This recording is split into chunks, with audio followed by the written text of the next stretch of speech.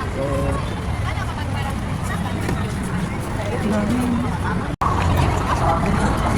Doon po yun doon si Judge.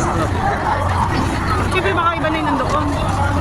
Hernandez, hinahanap po kayo ng John Ace na kanay. Magkita po kayo dito sa paging area. Kapatid na Edith Parin, lokal ng Buenavista, distrito ng Cavite. Hinahanap po kayo ng ate nyo, kapatid na Carmina Belangel, dito po sa paging area sa likod po ng Ledwo. It will tie down the Senate. It will just take all the time. And for what? For nothing. For nothing. None of this will help improve a single Filipino life.